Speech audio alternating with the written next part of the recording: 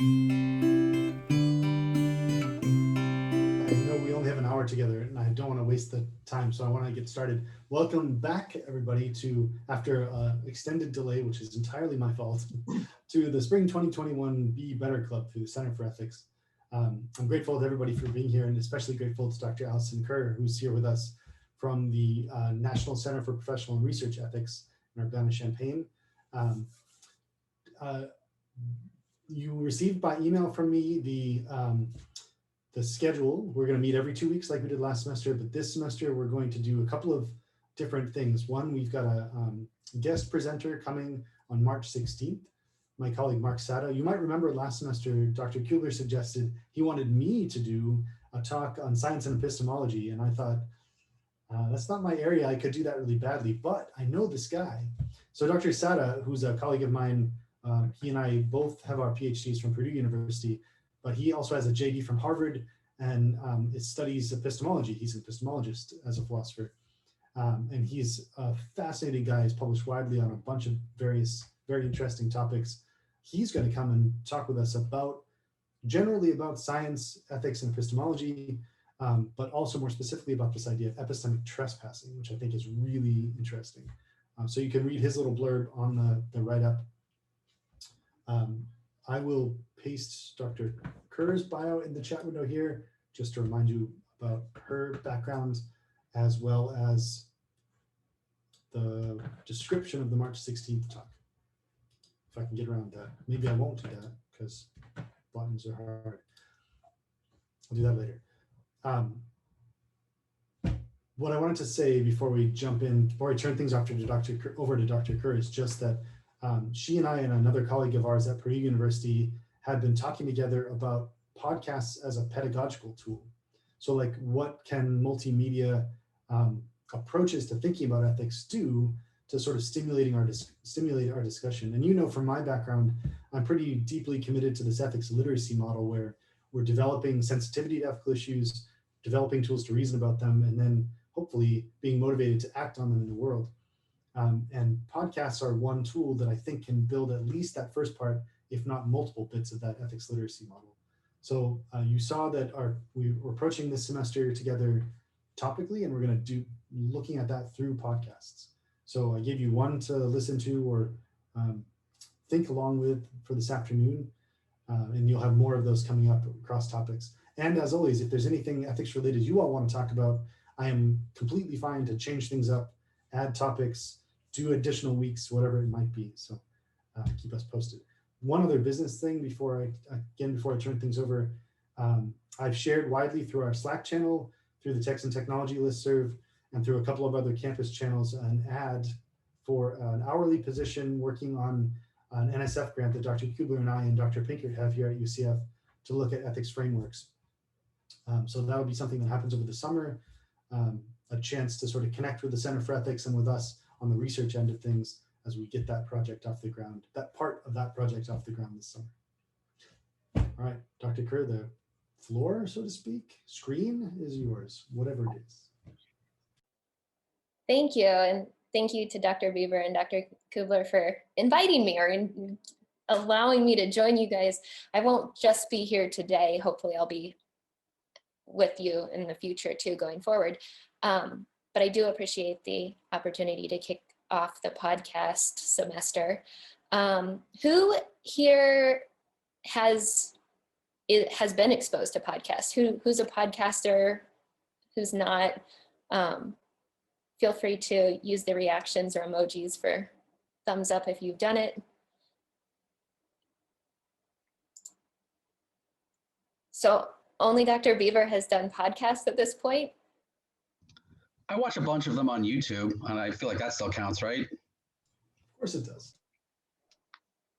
Yeah, that was definitely where we, when we started compiling the different podcasts on ethics together, we had to debate what they even meant, what we were talking about if we said podcast, what the topic would be.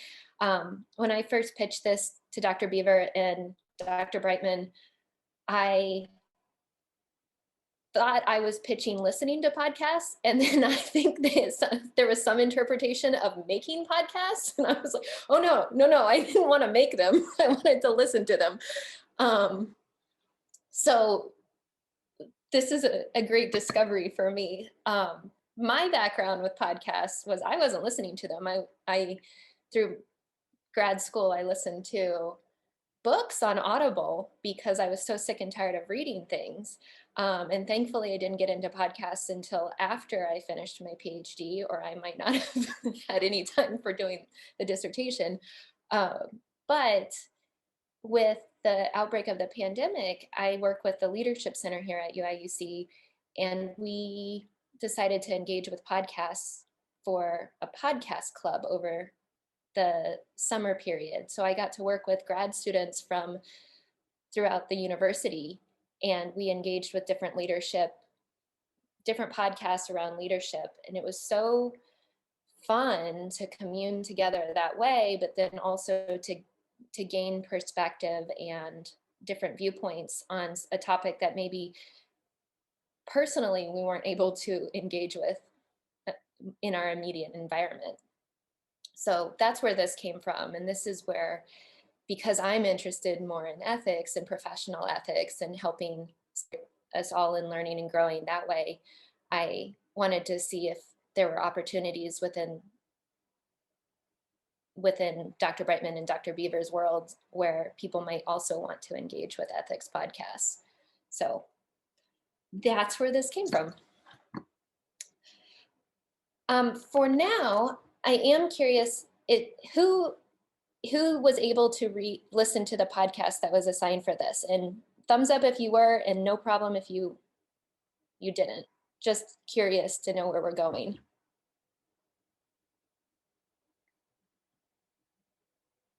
Okay, so it looks like just Dr. Beaver, which as is fine. We did have one podcast assigned, and it's not really meant as an assignment. It's more as it can guide the questions. So this podcast is about 36 minutes long, and it is from a series called Ethics and Etiquette. It has several seasons, but we were looking at season 2, episode 22, which is on plagiarism in podcasts, press releases, and other places. So kind of the topic of discussion today is really about plagiarism, which is always a fun kickoff, I think, for classes, if you are willing to go there.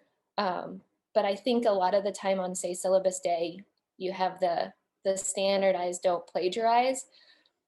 And as I was beginning to look at research in using podcasts as teaching tools and or engaging tools or tools of conversation, I didn't even think about how you'd cite podcasts, or if you'd cite podcasts, or what that meant.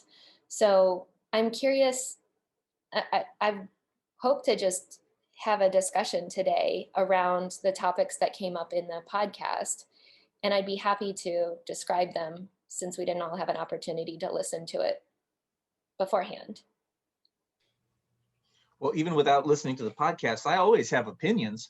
But I have heard this maybe similar discussions about, is there something fundamentally different about different electronic media, particularly podcasts, and do they merit citation? And I need enlightening. I don't know why it's any different. I don't know why this is a question.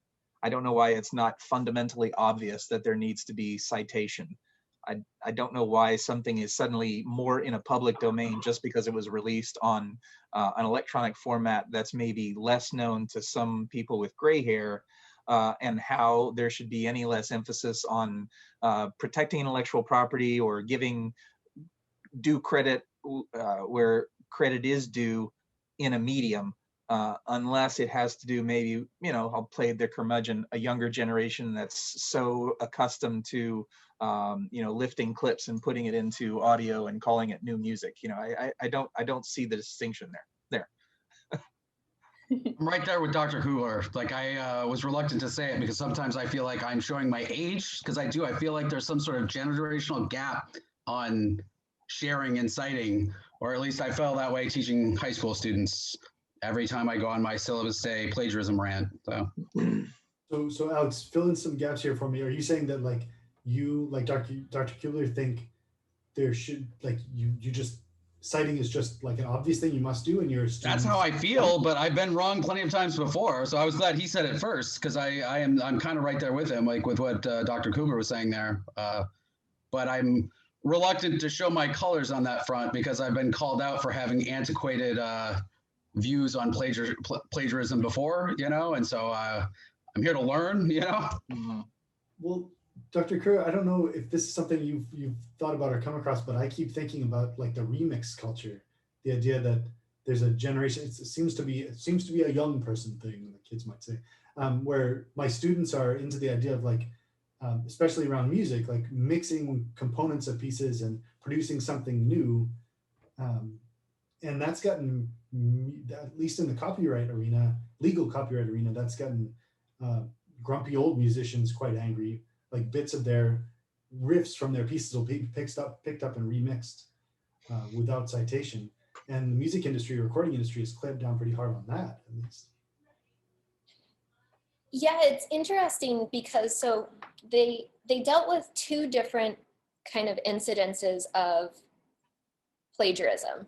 The first one was in podcasts. It was a podcast that was one of the more story oriented ones, so one of the crime detective podcasts. And what it was saying is that that portions of it were taken directly from a Prince story, and then turned into a podcast type story. So it wasn't the whole thing. It was about 3 paragraphs worth of storyline morphed into a podcast. And so the author was stating that as, you're plagiarizing my work, that's my creative property, you should at least have given me credit for it. The second one was in a university setting where William and Mary College canceled 7 sporting events or sports events for the year, and they used pieces of a Stanford announcement for their cancellation of the sports for that due to the pandemic. So it wasn't a direct copy of everything, but there were enough that the website on swimming, SwimSwam, picked it apart and found the overlapping pieces that were word for word for sections, but not the whole thing. So those were the 2 examples that the 3 presenters of this podcast were talking about and debating. So I think the first question, though, is even like, how do you define plagiarism?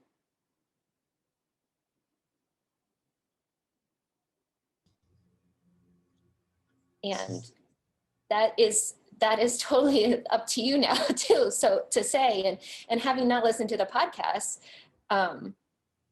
where do you start? Where do you start in defining it for yourself now?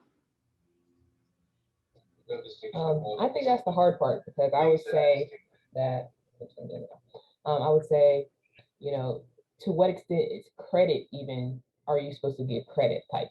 Is it an extent to mention, say, hey, okay, I got this from this place, or if you're making money off of this, is the extent to actually provide, funds for using someone else's work? I don't know the actual extent for credit as well. It's no problem in saying, hey, courtesy of so and so, but to what extent do they want that credit?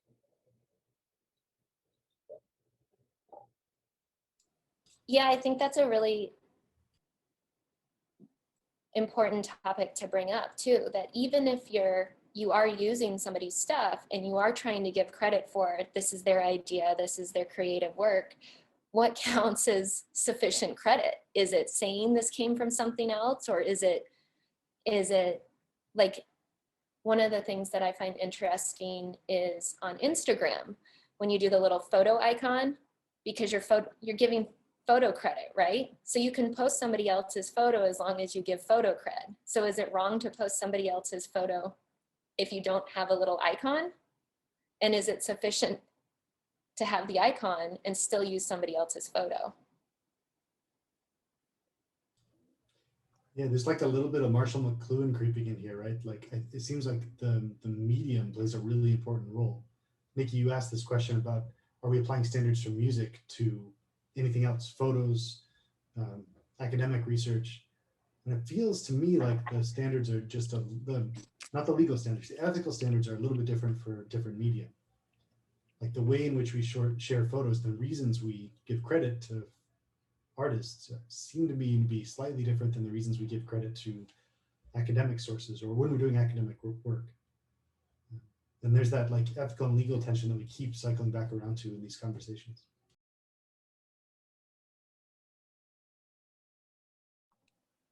Some of the platforms themselves, though, have standards, do they not? Where if you post it on the platform, you've surrendered a copyright anyway. Is that not the case? I know that's true for users on most of those social media sites, like on those pages and pages and pages that nobody reads. I think that you're surrendering everything you post on there becomes property of, say, Facebook or whatever. I haven't read all of them. Well, yeah, and I don't know that that makes it right or wrong, but I guess my point is, you're in a society and you follow rules, and if there's a rule there, and if you've agreed to use the platform, maybe it's just a non-issue there. I guess even to help ground my own thoughts, I would wonder, what are some examples of platforms where it's not clear and where it becomes contentious? Also partially operating from the perspective of my very happy bubble, apparently, where a lot of people are really courteous and they say, oh, can I share this? Why? Because they understand that you don't just have free reign to just throw things out there as your own. And so, you know, going further with that, I think maybe it becomes a contentious issue, to Dominique's point, when the question is, do I owe you money if I'm going to use this? You know, if it weren't an issue of monetary transaction, then I don't know why anyone would not want to give a shout out, right? Shout out comes from the remix culture. It's perfectly normal and important and valued to give credit where credit is due. What does it cost you? Unless the issue is it does cost you, because now in promoting the work, you're having monetary gain from it. So I guess under which contexts does the question really need to be re-asked? What is plagiarism, and when must we give credit? What context are we talking about? Yeah, and that's definitely a question I have here, is to what extent does context or platform matter? So I think for us in academia, I traditionally thought of plagiarism as an academic thing. So when I'm out in the real world, am I thinking that hard about citing something? Absolutely not. How would I cite an APA format or IEEE or anything like that? How would I cite something outside of an academic paper, publication, or even, you know, PowerPoint presentation? But then there's questions about, well, journalism. Journalism is still written print, and are there different levels of journalism? In which case, if we're saying journalism should give proper citation, then are podcast journalistic media? Or is it more of the creative medium? In which case, where does that make movies, plays, novels go? And then there's the question of, if we're moving into the creative mediums and we are thinking that it's proper to give credit, how do you give credit for inspiration? So for artists who create music, and with that question of the remix generation, like there's only so many licks you can do in the musical world. There's lots, but we've been around for years and years. So how do you, if you use a similar sound, is that even plagiarizing? Or if it's inspired by, if you're being inspired by something, do you give credit? So how does where do you guys kind of draw a line, or if it's not draw a line, run into a problem of your own questioning? Where's the question line for you? That's an easy one for me to answer for sure. Like Dr. Kubler knows this well, but I am pretty strictly anti-authoritarian in my personal perspective. And I have a really hard time with the legal end of plagiarism policies and copyright. So here's a for instance, right? The sound that a Harley Davidson motorcycle makes as it revs up is copywritten. And trademarked, more importantly trademarked, such that no other motorcycle, no other exhaust system can make that sound. Otherwise, it's infringing on the rights of Harley Davidson. And that's bizarre to me. I get it, because the sound of a Harley Davidson motorcycle is what represents the brand. And so there's a trademark issue going on there. And the motorcycle company fought really hard for that right to be recognized. If this comes back to stuff that we read in text and technology, like the sort of Roland Barthes connotation story, the idea that a sound or a sign represents something. I think from the creative side, it's courtesy to give credit to the origin, to the thing that the sign connotes. But on the legal end, it's so slippery. So I read this article I'm going to post here in the chat about the Ashley Flowers story, the thing that the podcast was about. And in that news article, Flowers says she is committed to, quote, working with the burgeoning podcast industry to develop and evolve its standards on these kinds of issues.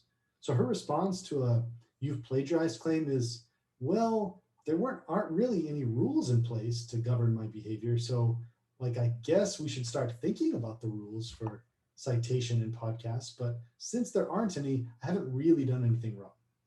And I just think that feels so, I don't like that. That bothers me. That's all.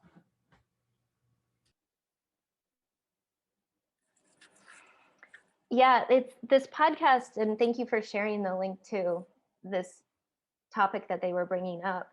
It really brings up issues with what is copyright, what is the legal, and then what is also the courteous or the professional or ethical component of giving credit for work, right? So there's 3 presenters, and one of them is very clearly couched in the law. So she can come in and drop in the law on things, or what's copyright, like what copyright means. And some of it is, if you publish it anywhere, if you put it up somewhere, who does it belong to? Well, at that point, it maybe belongs to you and it's copywritten, or it belongs to maybe Facebook and it's their publishing rights after that. So this topic of asking, is it legal or not? How does that play in that? And it sounds like, Dr. Beaver, that's one of the areas where you're like, that's a line. When we come to, is it legal or not, that helps me understand some things. So what do we do if it's not legal, either because it's not been created legal or illegal, or because it isn't? So does that give you free rights to do it anyways? Yeah, I don't want to monopolize. I want to hear from other folks too, but I'll just say I'm grumpy about the legal because even the legal is so slippery. In the podcast, they talk about there's a whole bunch of characters leading this podcast, but there's a lawyer or somebody with a legal background anyway, and she pulls out the 4-part test for copyright claims. I don't know if here I can send. I have a link in my notes. I'll send you. There's a 4-part test, a legal test for copyright infringement, and the 4 parts are slippery. I mean, that's the best word I could come up for it. Like, trying to figure out what's the extent of the transformative factor of the use of the content, and what's the nature of the work being produced. The thing that always comes around in conversations is the amount and the portion, which is only one of 4 rules. And this is stuff we hear in academia all the time. Like I usually tell my students, if you need to cite everything, and if you want to share something like through a class, it's usually 10% of a copywritten work. But that is like, there's no law about that. It's kind of like a standard of practice in academia, in the humanities at least, but nothing in this legal precedent gives you any numbers, any like firm guidance. And it just makes me twitch, that's all. Yeah, and I can agree with that because a lot of times it's a situation you don't know until you're being sued. And then you're like, oh, okay, all right, now I get it. So. Yeah, so I put up the listing as they talked about it, this fair use impact that they're looking at. So it's asking, well, what's the purpose of using that? What's the nature of the using? How much? Like, are you using a sentence in a university press release, or are you using 3 paragraphs in a storyline?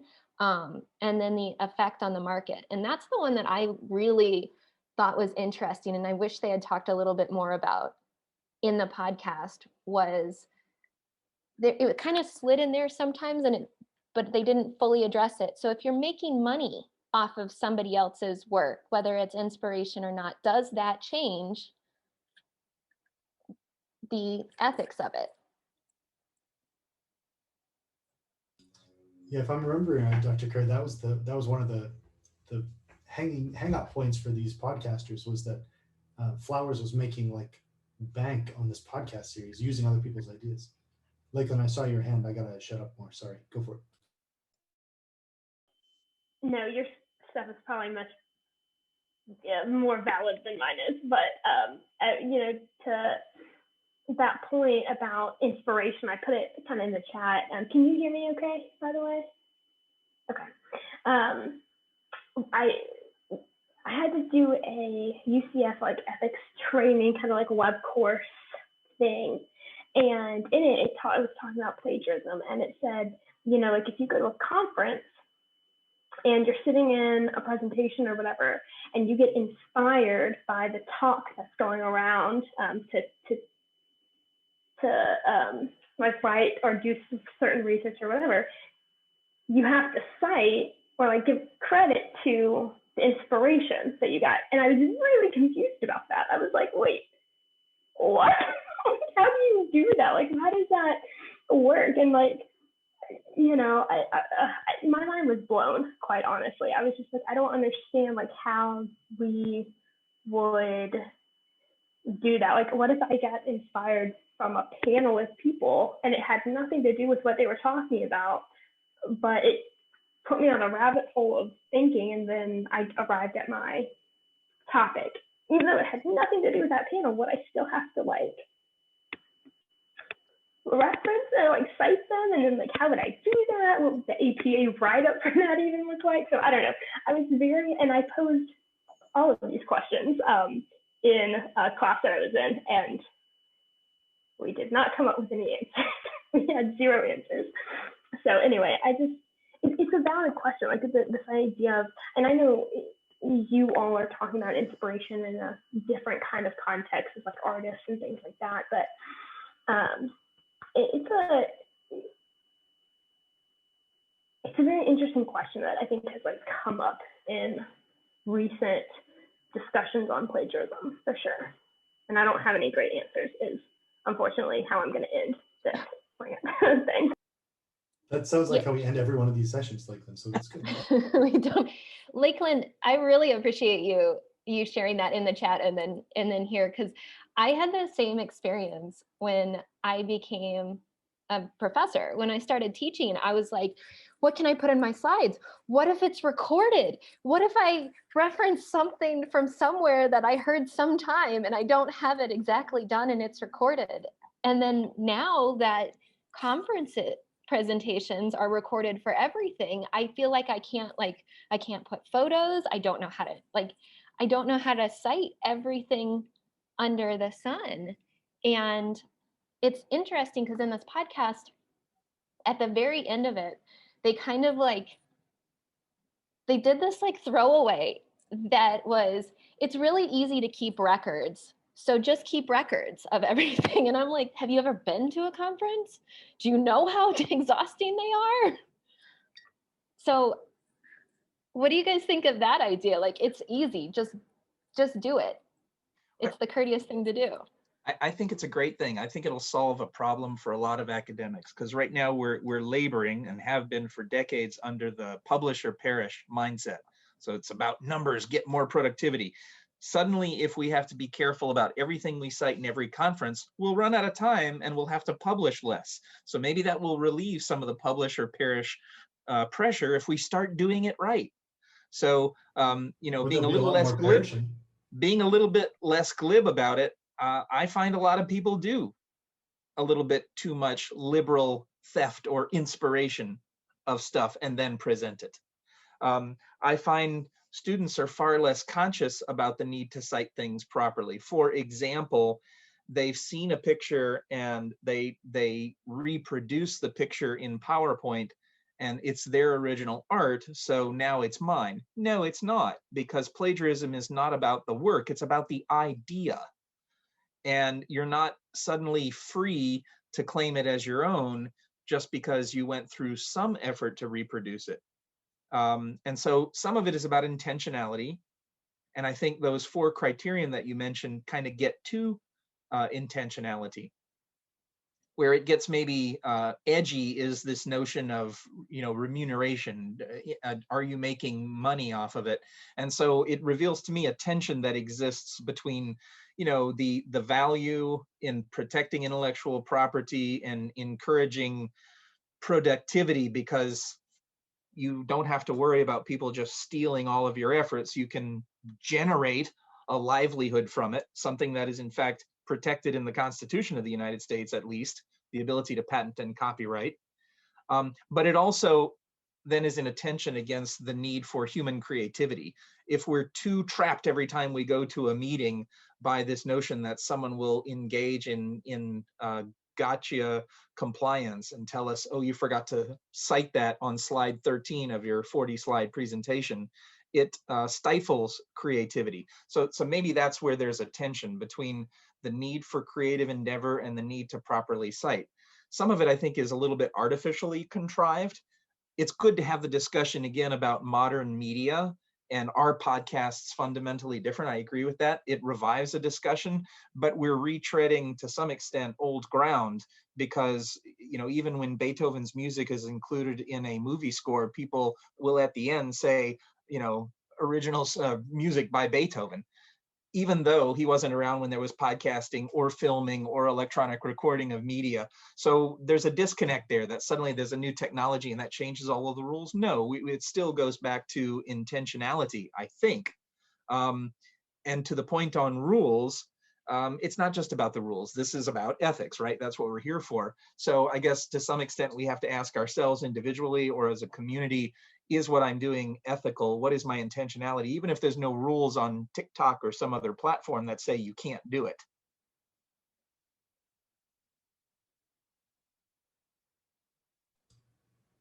I'm with Lakeland. I like the quote of the day from Dr. Kubler. I'm going to get it tattooed, but without the citation, because then there'll be irony built into it. Wait, what did you say? You're getting a tattoo? I'm sorry, that's what I heard. Yeah, Lakeland wrote the quote of the day: plagiarism is not about the work, it's about the idea, Dr. Kubler. I'm going to get that tattooed, but without the citation to your name, then there'll be like built-in irony. Right. I'm just going to waive all rights to that, because it might be a really bad quote anyway, so I don't be responsible for it. Well, this conversation, I mean, the podcast and the conversation has got me thinking again about this thing that you and I, Dr. Kubler, have talked about at length, like the relationship between compliance or rules and ethics. So like, what's the background reason for citing stuff? It seems like we've talked about economic reasons. That came up in the podcast. When somebody else is making money off of your ideas, that seems unjust. Maybe is one way to look at it. Nikki, in thinking about the creative end of things, talked a little bit in the chat about sort of giving creative credit and entering into creative conversations. That might be another reason for a sort of a value for citing. And then there might be like a scientific or an epistemic reason about tracing the genealogies of knowledge, or the way that knowledge, where the knowledge goes. But again, it seems like the law is only focused on that first one, on the money one. And that bothers me. And that says to me, like, copyright law, which is the thing that institutions like UCF focus on, they're worried about risk management fundamentally. But what they should be worried about is this entering into the conversation, giving credit, tracing knowledge end of plagiarism, which isn't encoded in the law, as far as I understand it. So I think again, pushing down to the sort of values underneath is super interesting to me.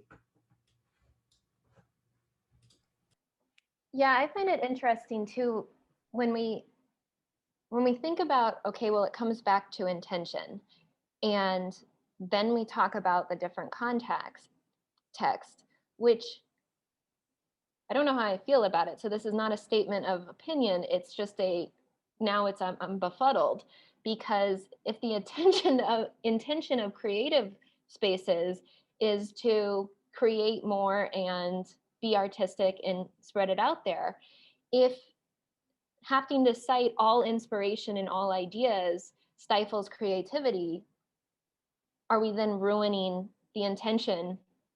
Are we negatively impacting a good intention in a community building?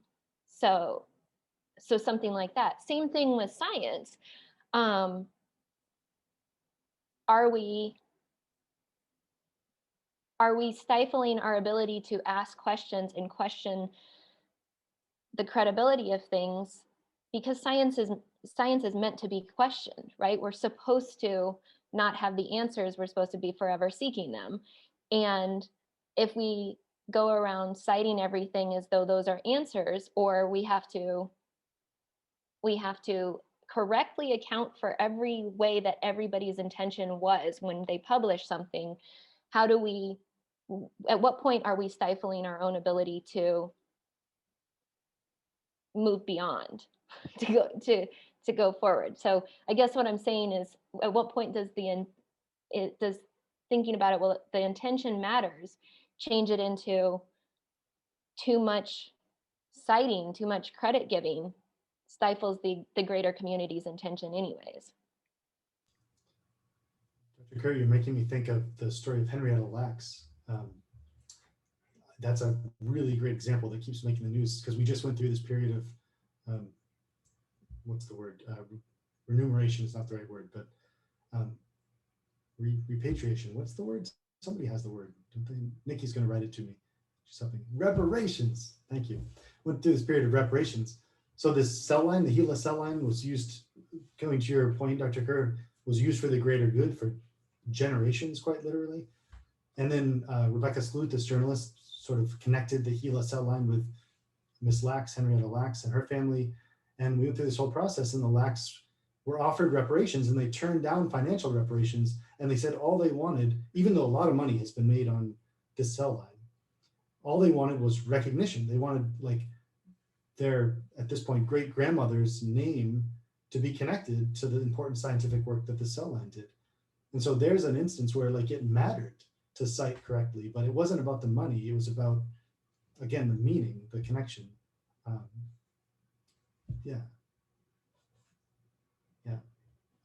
Nikki, Yeah, you cited me. Did I misspeak?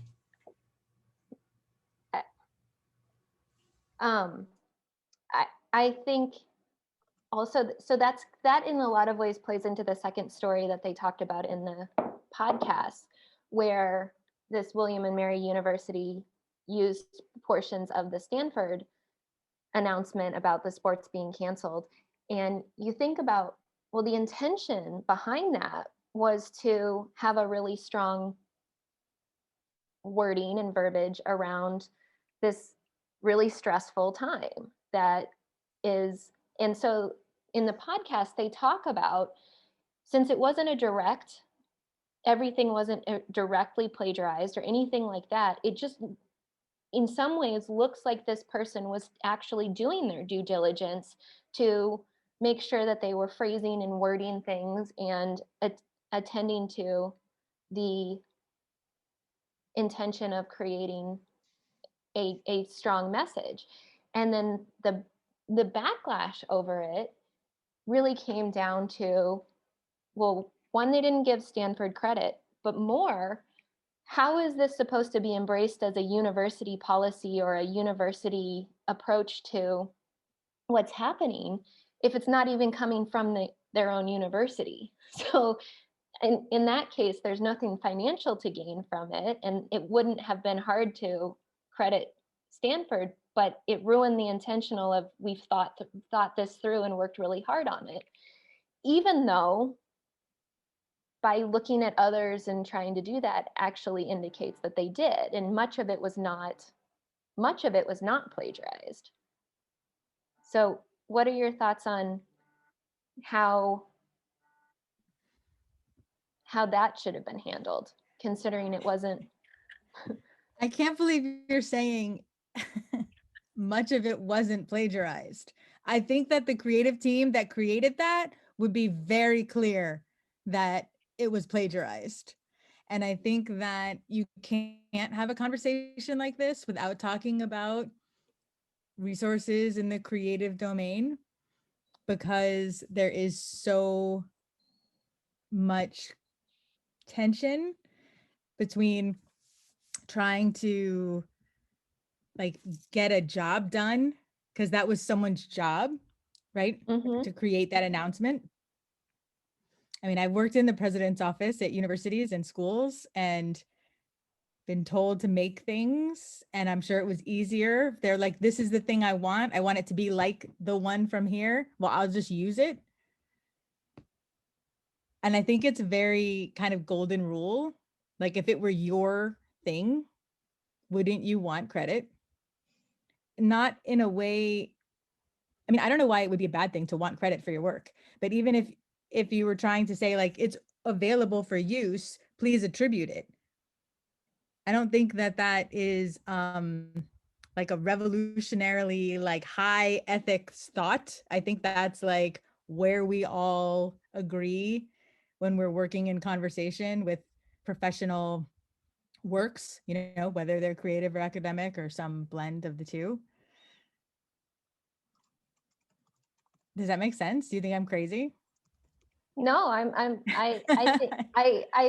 am looking forward to your take on this podcast too, because this is what they were talking about. So this is what they were debating. They were one of them actually had William and Mary as their alma mater or a strong affiliation. So, you know, that was also personally playing into, you know, disappointment in their own university that you can't come up with like your policy around these things. So it's not necessarily my opinion. It's just, it's what they were talking about. So I think that's a great viewpoint that you'd know in there too. I'm curious, when you have to do these university press releases, what's the option then? Like, have you ever cited somebody else's? Like, yeah, we stand with Stanford on this, or is it like, or then how do you come up with something? So to get a little deeper in it, personally, I'm interested when everybody last year, when a lot of places made sure they had some statement about diversity, equity, inclusion, and I don't want to open too many cans of worms, but I'm very serious about this. Like, that seemed like this rapid pull for everybody to have well-worded things that were coming from all over the place. And I'm curious where your thoughts are on that too. So when we're making important statements that are not traditionally cited, how would your rule of thumb help you to make sure that you're giving credit where it's due while also representing ideals and values that a university really does want to express? I mean, I think, I'm sorry I didn't get a chance to listen to it. I have this really difficult theory professor who gives us giant reading lists. But I mean, specifically in that case, I don't think, it's not really a gray area. Like, it would have been very easy for them to reach out to Stanford and say, like, we super love what you've done here. This is fantastic work. We want to use this audio clip. We're making the exact same announcement. And we would love to say that it was created, you know, with the Stanford Media Lab or, you know, Stanford PR or whatever. And that's like more or less promoting them. And often universities, like the ones that we worked with, like we have a local school here that uses a logo of Georgia Tech. And for years they did it illegally. They just like, you know, downloaded it and copied it. And eventually Georgia Tech figured out what was happening because people were going to that university from that high school. So, and Georgia Tech, they entered into a very simple contractual agreement where like it's $1 a year for that high school to license the logo. So Georgia Tech was not seeking its own interests. And this high school does not have a copyright or trademark of Georgia Tech on the logo. Like they're like freely allowed to use it, you know? So I think like Stanford would have said, sure,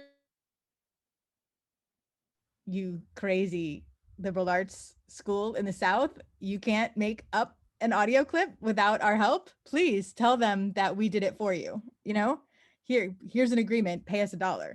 I don't think it would have been like really difficult. And if they said no, then I mean, I had a show at the Orlando Museum of Art because someone else said no to me. So, I mean, you never know when you're going to get those helpful no's that like lead you to the next level of innovation, you know? So, Yeah. I mean, if William and Mary is looking for like an ethics consultant, like I'm sure we'd be happy to help them out. They might be now. Yeah, and I apologize. It wasn't actually an audio clip. It was a letter to their academics or to their athletics fans or something. And I'm sorry that I don't have full clarity on what it was. It was just more of pulling the conversation out of that podcast of what they were justifying or exploring. Does it justify more? And I think you bring up you bring up a lot of great points. Two that I found really interesting in there too is the aspect of, is it self-serving? Like, is it, if it's helpful to our university, that's still a problem if it's hurtful to somebody else, or if it's even not hurtful, if it's going to be self-serving, that makes it unethical to do it without permissions or acknowledging that.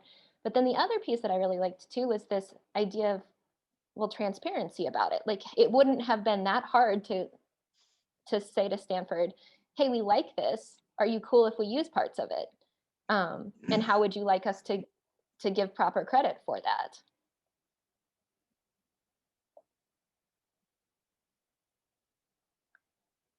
Has anybody had to go out and do that?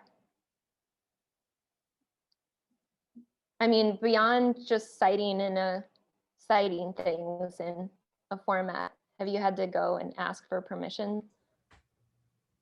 Yeah, I have multiple times for publications, especially book chapters. There's some images that I want to include and had to go through this lengthy process. And to Nikki's point, in all but one instance of maybe my 3 to 6 times I've done this process, the response has been, yeah, sure, here's the agreement, right? They're not asking for money, they're just asking for recognition. And it's just going through the process to make sure that you're getting that permission.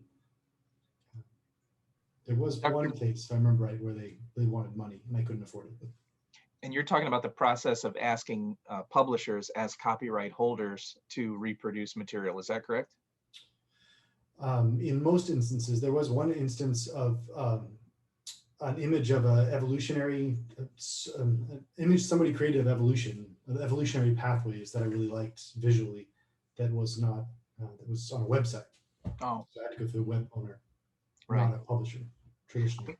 I mean, I've gone through that process for review articles where we want to reproduce work, and so certainly it's covered by law as copyright. So yes, I went to the publisher. I also had my co-authors and students, and we talked about this, write directly to the academics that originally produced those publications and ask them as a courtesy for their permission, just because it's made me feel squeamish when I see my own work in print and I think, wow, nobody asked me if they could reproduce that. But of course they don't have to, because I signed away copyright when I published it. So it's not for me to say, but it made me feel uncomfortable. So there was a golden rule maybe that kicked in for me where I thought, as a courtesy, it would be nice to consult those colleagues overseas or wherever they are and just say, hey, what do you think? I've reached out to the publisher. Are you okay with this?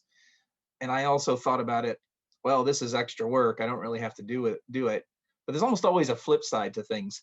In some ways, I was building networking and collegiality with those people, praising them for their work. I really like this. I'd like to reproduce it.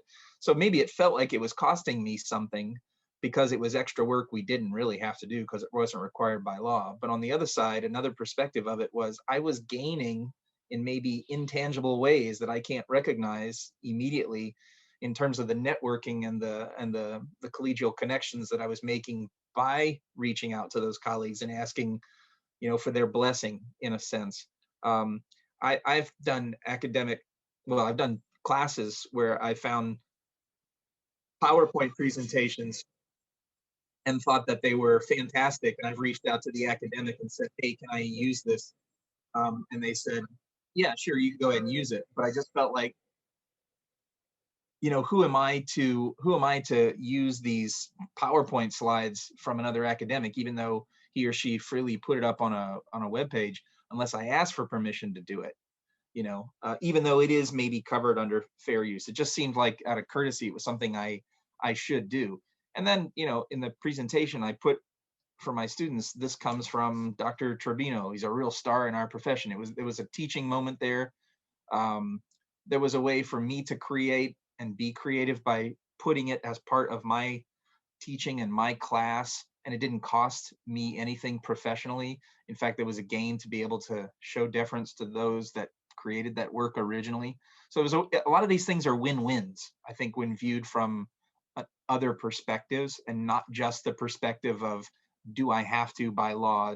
Do I have to by money? Or do I even have to by ethics? One more thing I found really interesting in this podcast was a line at the end, Dr. Kerr, where the podcasters said that some of Flower's listeners were really upset with the journalist, right? The journalist who said, hey, you're plagiarizing. I thought that added an extra ethical wrinkle in there. Like, these people were mad for their favorite podcaster being called out for plagiarizing, but not mad at the podcaster. Yeah, I noted that too. And it had me thinking about what is the responsibility of the audience of, like, is it enough to boycott something? Is it important that where does that go with when you're an audience member and a consumer of the work of people? Well, possibly one of the disconnects is in certain cultures, I would say the US culture, we've moved a little bit away, unfortunately, from everyone having an experience at some point in life in trying to do a creative venture. Okay, we can't do everything in life, I agree, but boy, if people had learned how to play a musical instrument for a little while, they'd understand how difficult that is. Or if they tried their hand in painting, or if they tried their hand in using a foreign language and writing a poem, just having shared experience and appreciating and valuing what creative ventures mean gives you another perspective on work. I like work. I like work of all kinds. I choose to do academic work, but I also like to split wood sometimes, and that's a different form of work. So I value it if someone gives me split wood, and I'd hope they would value, my publication, even if they don't understand it, because they realize, wow, it takes a lot of work to learn some calculus and then, learn some linear algebra and then learn some optics, and then you can do something in photonics. They don't have to learn all that. You just have to appreciate and value. And so there's almost like if we're going to be in a society and we need to acknowledge the social contract that goes with that to some level, and the value that people can produce, there's so many ways to be creative, and the embedded golden rule of respect for one another that is shown in citation. It's not just a formal academic activity. Yeah, Dr. Kubler, I think that's actually probably a great way to wrap this Oh, this sorry. conversation up, though, is that I think what we're trying to do with this is and bringing to this conversation is understanding what our experiences have been, to acknowledge that no, this is a lot of work to create a university statement, or this is a lot of work to create a piece of music, or it's a lot of work to write a publication. So how do I make sure that I'm giving credit for things that I don't even know is a lot of work for somebody? And I think that's part of, and not to get super tying things together, but that's part of the reason behind our approach with these podcasts is to explore topics of ethics that we fortunately don't have direct experience with, or maybe someday will, and somebody else has an experience. So trying to learn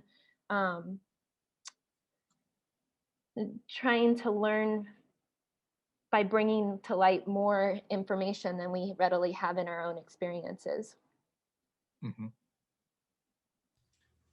And I will say that's one of the things I really loved about this group and having these discussions. So just today, right? So Nikki, you're talking from a creative perspective. Alex, you were mentioning Plagiarism Day with your high school students. We're talking from an academic publishing perspective, Dr. Kubler from the scientific perspective. The goal of this organization and the podcast thing is to gain perspective. It's just an invaluable part of doing ethics in general. So thank you all. And thank you, Dr. Kerr, for joining us. And I hope you'll be back. Really good.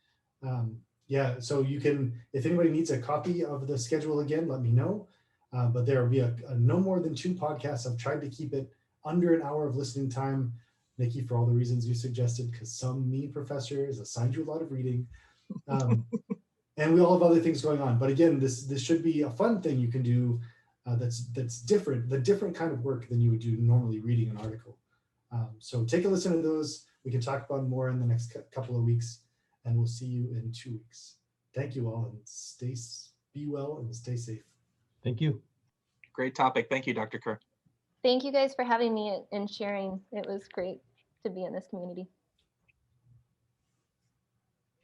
See you next time. Thanks, afternoon.